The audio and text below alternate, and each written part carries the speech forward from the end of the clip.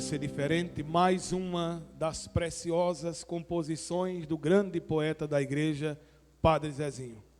E é de Padre Zezinho que vem essa canção, que nos ajuda a entrar no universo da orientação do discurso programático de Nosso Senhor, neste 7º domingo do tempo comum. A ordem é o amor aos inimigos como termômetro, se de fato somos cristãos autênticos ou não.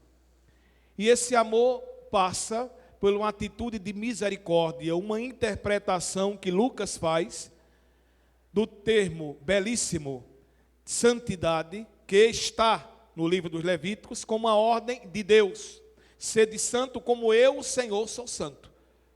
A santidade encontra no Senhor a sua origem. Jesus interpreta esta expressão, esta ordem veterotestamentária do Antigo Testamento, em Mateus como sede perfeitos, e Lucas, que é o Evangelho do Espírito Santo, é o Evangelho que se volta para o povo de origem grega, então, o povo da gentileza aqui não como uma característica, mas como uma realidade dos não-judeus, ou seja, dos pagãos, todos nós. Tendo este público diante dos seus olhos, fala da misericórdia, interpreta a perfeição como misericórdia. Sede misericordiosos, como o vosso Pai do céu é misericordioso. E veja que quando fala em misericórdia, interpreta a lei e nos faz perceber verdadeiramente aquilo que falava Santo Agostinho, como o amor sendo a medida de todas as coisas. O amor como expressão plena para que nós possamos, de fato, entrar neste grande mistério. E não significa que esta realidade é fácil, é difícil, é desafiadora. Porque o perdão é verdade que revela o amor. Jesus disse que não perdoa se não ama. O amor antecede o perdão. Se ama muito quem perdoa muito, se ama pouco quem perdoa pouco. É palavra de Deus, é palavra de salvação. Cristo nos fala, Jesus nos orienta desta forma. Pois bem, meus irmãos e minhas irmãs, considerando assim, entendemos a misericórdia, esta realidade plena que nos faz entrar neste mistério, que nos desafia, que não significa que vamos esquecer, mas que vamos decidir,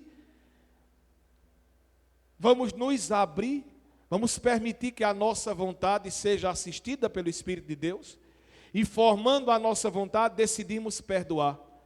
E sabemos que ao perdoar não estaremos sendo coniventes, cúmplices, e nem tampouco abrindo espaço para a impunidade. Não significa isso. Rezar pelo inimigo é rezar pela conversão de alguém.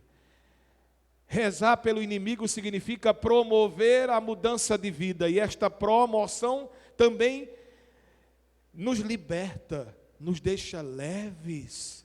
Essa promoção tira o obstáculo do caminho, porque se aquela pessoa que é inimiga, se aquela pessoa outrora era um obstáculo, agora, por meio do mistério da conversão, por meio do poder do amor, esta pessoa, uma vez convertida, deixa de ser inimiga, deixa de ser obstáculo. E deixando de ser obstáculo, poderá não ser amiga, mas obstáculo e inimigo não será. Terei perdido um inimigo, terei ganhado para o grande caminho, a grande jornada da eternidade. Meus irmãos e minhas irmãs, e o Evangelho adverte, o juízo é de Deus. Deus tem autoridade de julgar, não cabe a nenhum de nós exercer o juízo. E a liturgia nos oferece, para entender a beleza e a profundidade deste Evangelho, uma belíssima leitura do Antigo Testamento. Uma belíssima leitura que nos vem do primeiro livro de Samuel, da história dos reis de Israel.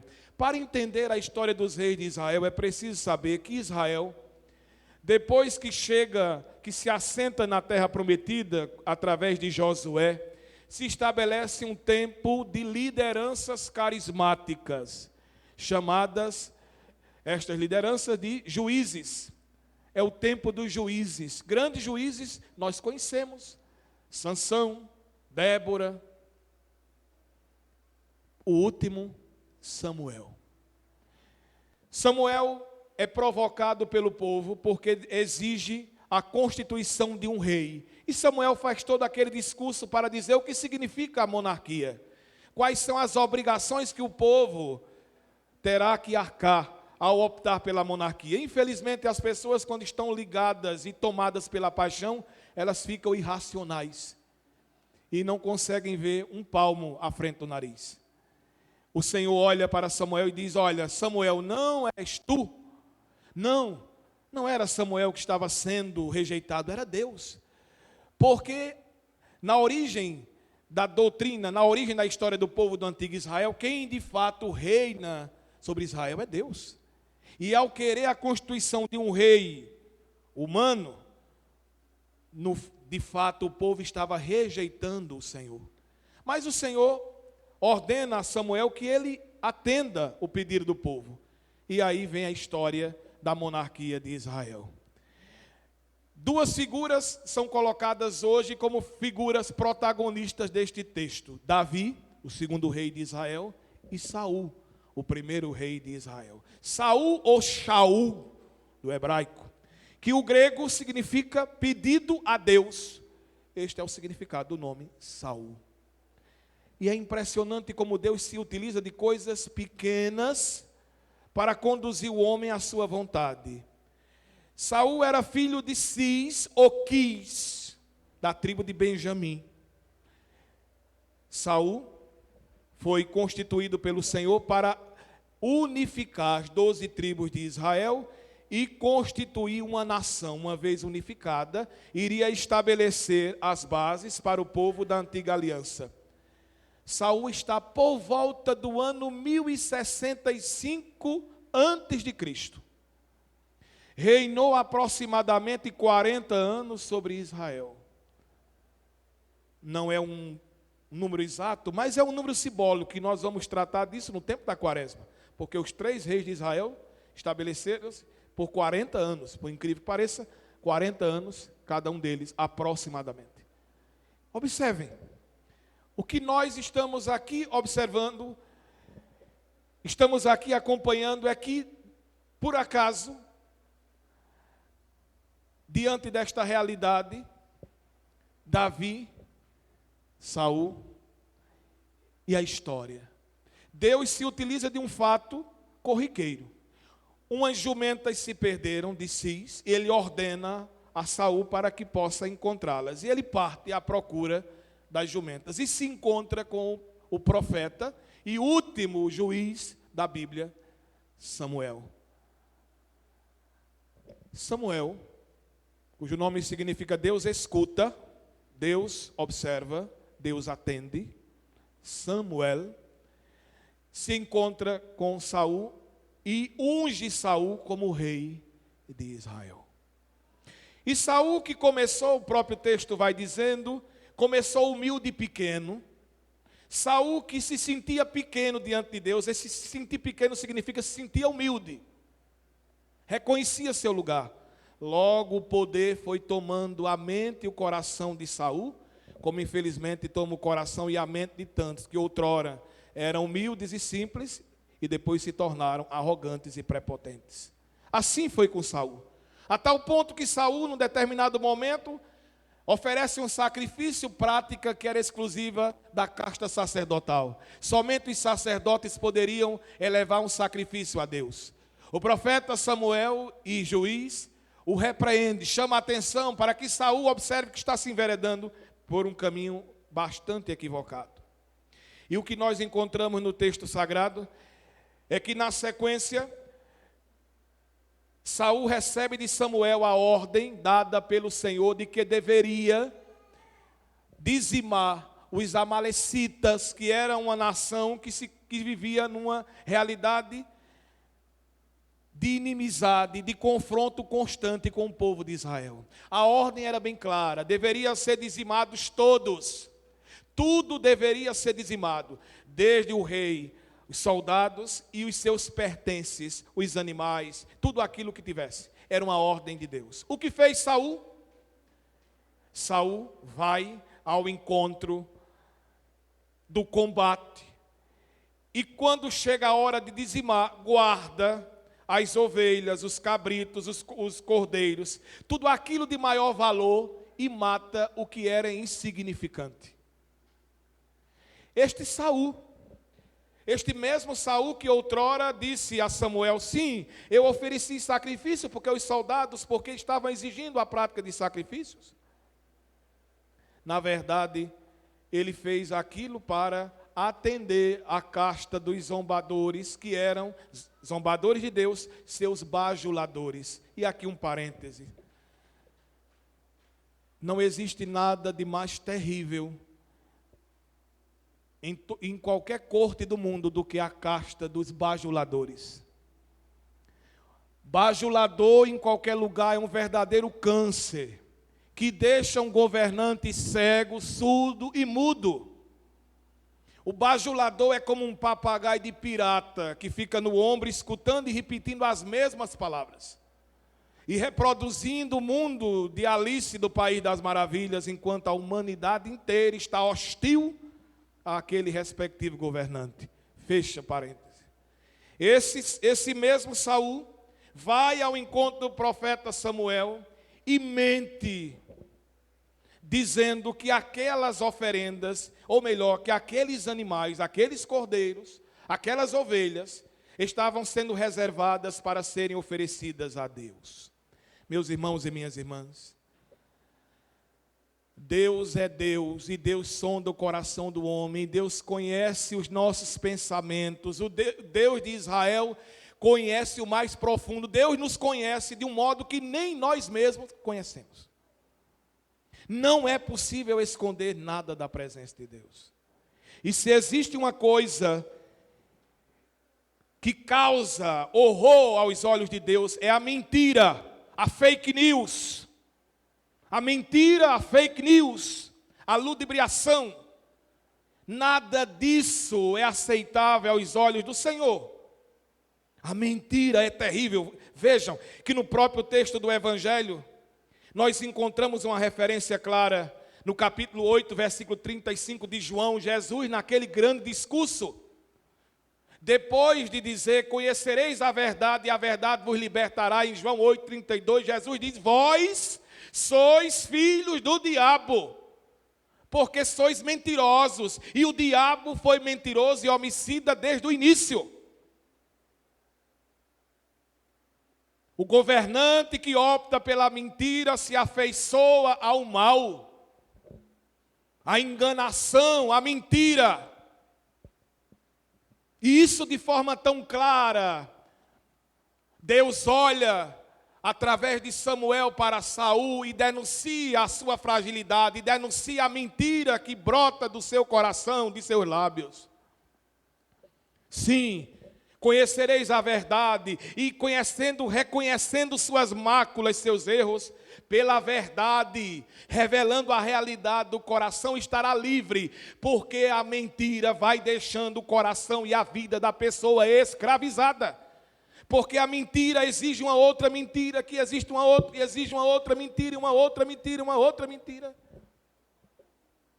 E o reino da mentira é como o reino de Satanás, ele termina ruindo. Onde está a mentira, está o mal. Onde está a mentira, está a destruição. Onde está a enganação, o diabo reina, não é Deus. Deus não reina na mentira. Deus reina na verdade. Jesus é a verdade. Em João capítulo 14, eu sou o caminho, a verdade e a vida. E não existe vida verdadeira sem a verdade que é Cristo. Meus irmãos e minhas irmãs, o texto sagrado no capítulo 15 do primeiro livro de Samuel nos apresenta Deus falando com Samuel, diz: eu me arrependi de ter feito Saul rei de Israel. Que palavra dura. A Bíblia diz que Samuel pôs a chorar e a clamar por Saul, porque entendia o que significava aquela palavra da boca de Deus. Arrependido de ter constituído Saul como rei de Israel, o primeiro rei de Israel. Meus irmãos e minhas irmãs, observem, não é à toa que na liturgia incensamos o altar, incensamos as oferendas, incensamos as imagens, incensamos as autoridades e incensamos o povo. Por quê? Incensamos as oferendas porque serão oferecidas a Deus. São vítimas, ou a grande vítima, que ali personifica a vítima que é Cristo, ou cede lugar, porque se torna Cristo. Uma mudança de substância, a transubstanciação, a mudança de substância. A substância do pão e do vinho se converte no corpo, sangue, alma e divindade de Cristo. Incensamos as imagens, não como um culto de latria, como os pagãos afirmavam que dentro delas havia um espírito. Não é esta a imagem cristã, não é esta a concepção cristã. Incensamos as imagens porque reverenciamos o testemunho dos heróis e heroínas da fé. E percebemos que eles são o bom odor de Cristo que se espalha pelo mundo. De que a glória de Deus os investiu de força e poder para que Deus fosse visto e amado no mundo e assim glorificado e servido. Incensamos o altar porque o altar é Cristo. Como o sangue de Cristo escorria de seu corpo, o sangue de Cristo é colocado e o seu corpo sobre o altar. O altar é presença, é Cristo. Incensamos o sacerdote porque o sacerdote age em persona Cristo, na pessoa de Cristo. O seu ministério é de Cristo. Ele carrega de fato em vasos de barro um mistério que nós não conseguimos alcançar, que o santo cura de Ars dizia: se nós tivéssemos consciência do que é o sacerdócio, morreríamos de amor. Incensamos o povo porque este povo é povo sacerdotal, que se oferece com Cristo junto com o sacerdote, e com o sacerdote se oferece. Vejam o que nos diz a introdução da liturgia eucarística: orai, irmãos e irmãs, para que o meu e vosso sacrifício seja aceito por Deus Pai. Para dizer que é um sacrifício oferecido coletivamente. O sacerdote preside em nome da comunidade, e a comunidade com o sacerdote, ambos se oferecem a Deus. E por que incensamos as autoridades? Porque a autoridade é constituída por Deus, mesmo quando emana do povo, como a democracia. A autoridade pertence a Deus. Deus dá, mas Deus tira. Deus investe e Deus acaba também despindo da autoridade, porque ela pertence a Deus. E qual é a característica para se obter a verdadeira felicidade, para se obter êxito, a vitória em sua vida? É se submeter à autoridade de Deus, se submeter ao Senhor. Foi aquilo que Saul não fez. E não fazendo, Samuel vem ao encontro de Saul e o interroga, porque ele não obedeceu ao Senhor. E quando Samuel vem com esta justificativa fraca, mentirosa, enganosa, ele dá uma aula para todos os governantes, mas também uma aula para todos os homens e mulheres de fé. Olha o que diz o profeta Samuel no capítulo 15 do primeiro livro de Samuel, versículo de 22 a 23.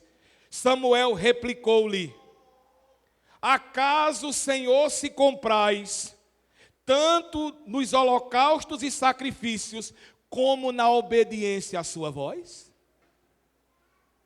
A obediência é melhor que o sacrifício, e a submissão vale mais que a gordura dos carneiros. A rebelião é tão culpável quanto a superstição. A desobediência é como o pecado de idolatria. Porque rejeitastes a palavra do Senhor, também Ele te rejeita e te despoja da realeza. Deus despojou Saul da realeza pela desobediência, pelo orgulho, pela prepotência, pela arrogância.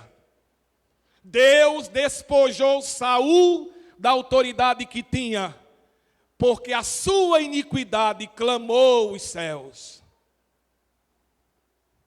Meus irmãos e minhas irmãs, esta palavra tão forte, imagine com que sentimento recebeu naquele momento Saul. E é impressionante porque quando Samuel diz isso, se volta de costas, como dizendo para ele, Deus se voltou as costas para você. E ele corre e agarra a roupa de Samuel e rasga um pedaço da roupa de Samuel. Samuel se volta e diz, usa aquele sinal como uma profecia: do jeito que rasgaste a minha veste, o Senhor está rasgando. E quando sai dali, o que faz Samuel? Samuel vai à casa de Jessé, que tinha 8 filhos, e unge o filho mais novo de Jessé, chamado Davi. Meus irmãos e minhas irmãs, é impressionante, porque Deus unge por Samuel Davi, ainda Saul estando vivo. O que significa isso? Para Deus, Saul está morto. Para Deus, Saul não é mais rei. Para Deus, já perdeu a legitimidade. Quando o governante ele é orgulhoso, prepotente, mentiroso, perde a legitimidade diante dos olhos de Deus. E é impressionante, porque ungido Davi, entra o Espírito Santo, o Espírito de Deus de intrepidez, de coragem, e nós conhecemos, derruba Golias. E quando derruba Golias, diz a palavra de Deus, o texto continua mencionando no capítulo 17, do primeiro livro de Samuel, na sequência do texto, já no capítulo 18, quando voltam do combate, um grupo, um agrupamento de mulheres, uma legião de mulheres de todas as partes chegam e começam a cantarolar com instrumentos musicais, cantando a vitória de Davi diante de Saul. Davi matou 10.000, Saul matou 1.000, mas Davi matou 10.000. E diante daquilo, Saul se volta, estão dando a Davi 10.000, e a mim somente 1.000. O que lhe falta, senão agora o trono? E a Bíblia diz, ele começou a olhar com um olhar mau. Que olhar mau é esse? Tem uma palavrinha muito usual, inveja. O sentimento dos fracos, o sentimento dos incompetentes, dos ineficazes. Saul aparece aqui como imagem, como protótipo, como modelo dos ineficazes, que diante da vida se põem a sentir ameaça, a se sentir ameaçados pelo outro, mas não são capazes de fazer nada. Porque tudo na vida parte do temor a Deus. Quem não tem temor ao Senhor, quem não ama o Senhor, não é capaz de nada. Quem não coloca sua vida diante de Deus, quem não reconhece que Deus é o Senhor, quem não se submete a Ele, não será capaz de ter misericórdia para com o outro, de reconhecer o outro que sofre, de reconhecer o outro que padece. Não terá sensibilidade nem com Deus, nem com o povo. Toda essa história antecede, porque somente assim nós podemos entender o que significa a história de hoje. Este Davi,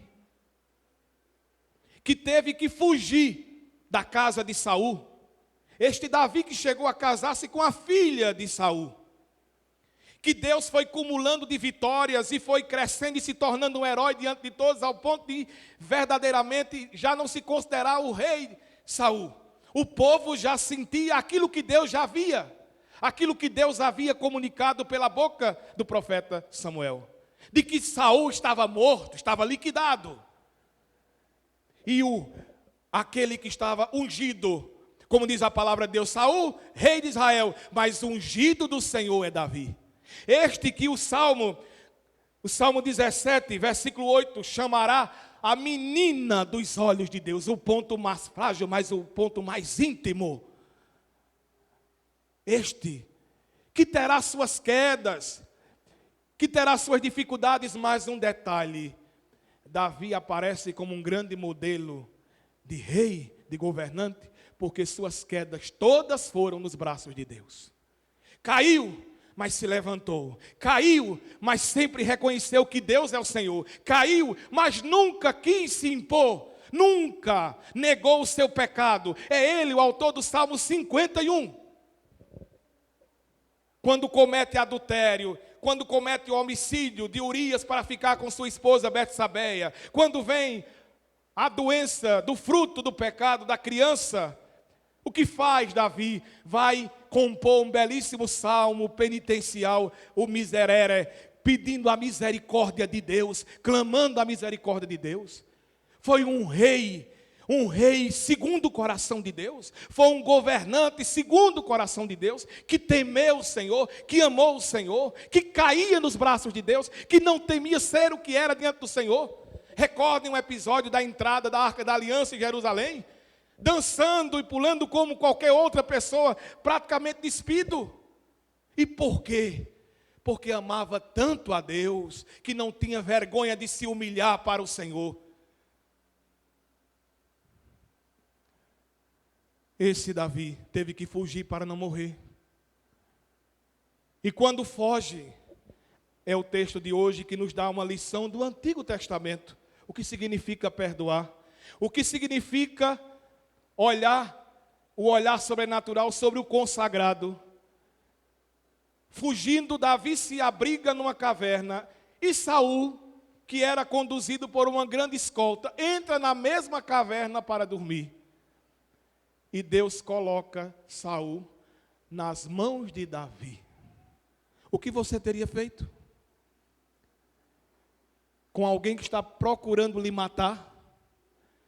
Que bastava ali um golpe de espada e você iria dizimar e iria arrancar do seu caminho este obstáculo. Davi se recorda do Senhor. Davi se recorda que Saul mesmo, um rei iníquo, um rei mentiroso, um rei desobediente, um rei ganancioso.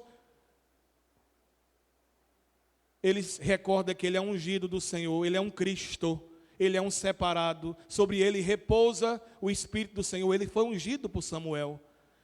E essa unção faz com que Davi tome consciência, no santo temor de Deus, que o juízo sobre o ungido cabe exclusivamente a Deus. Como aquelas pessoas que têm foro privilegiado devem recorrer e somente o Supremo Tribunal pode julgar. Assim, o ungido do Senhor cabe a Deus. Meus irmãos e minhas irmãs, Davi pega a bilha d'água, como que uma garrafa de barro, de água, e a espada de Saul, e vai à distância para mostrar a Saul que Deus o colocou nas mãos de Davi, e este fez conta da vida de Saul. Atitude esta que Saul jamais fez em relação a Davi. Davi apresenta aqui o que significa amar o inimigo. Amar o inimigo é colocar o inimigo nas mãos de Deus. Amar o inimigo é oferecer a Deus aquela pessoa e clamar por aquela pessoa para que ela se converta. Amar o inimigo não é cumplicidade, não é aplauso para os males cometidos. Amar o inimigo é apontar o caminho da verdade, o caminho do Senhor, no santo temor do Senhor, na misericórdia de Deus, que é justiça. Davi aponta o caminho da salvação que infelizmente Saul não percorreu. Nós sabemos que ao final foi morto com seu filho Jonatas, que era muito amigo de Davi. A Bíblia conta, e Davi subiu ao trono de Israel. Meus irmãos, uma realidade que fez com que Saul não tivesse descendência no trono. Foi o único rei do seu sangue, carregando o seu sangue, foi ele e somente ele, rei de Israel. A partir daí, a casta real de Israel foi de Davi. E nós conhecemos, o próprio Jesus é chamado o Messias, filho de Davi. Isso se dá com quem não coloca a Deus em primeiro lugar, com quem coloca o dinheiro, o lucro, com quem não se submete à vontade de Deus, com quem se engana com o poder, se deixa seduzir pelo poder e se afasta do temor de Deus. Meus irmãos e minhas irmãs, o Salmo 138 diz: Deus tudo vê e tudo julga, nada passa do olhar de Deus. Peçamos hoje a Nossa Senhora, por todos os governantes, por todas as autoridades, que olhem não para o exemplo de Saul, um exemplo de destruição, de descaso e de devastação, mas observem para o salutar exemplo do rei Davi, daquele que foi a menina dos olhos do Senhor, do maior rei de Israel, ao ponto de Jerusalém ser chamada a cidade do grande rei, em referência a Davi, a cidade de Davi. Peçamos então a Nossa Senhora, ao glorioso São Policarpo, bispo e mártir, grande pastor da igreja, e ao apóstolo Pedro, que ontem a igreja celebrou a sua cátedra. Peçamos neste dia, nos encomendemos, implorando pelas autoridades, para que tenham diante dos olhos a Deus, a sua palavra, que se submetam à autoridade divina e que não se deixem contaminar pelo orgulho, pela ganância ou pela prepotência. Louvado seja nosso Senhor e amado Jesus Cristo. Para sempre